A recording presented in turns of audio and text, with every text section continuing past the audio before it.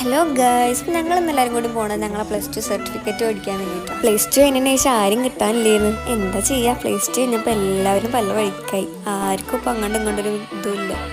അത് പിന്നെ അങ്ങനാണല്ലോ.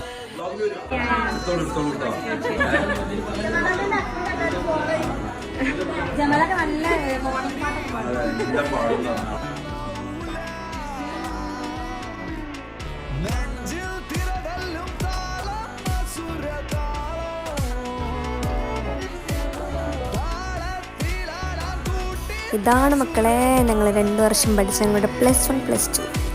പിന്നെ എല്ലാവരും കുട്ടത്തിലുണ്ടാവില്ല. നമ്മളെ സ്കൂളിലെ തൊട്ടടുത്തുള്ള എത്തി. അങ്ങനെ അവളെ വീട്ടിലും പോയി ജ്യൂസൊക്കെ കുടിച്ച്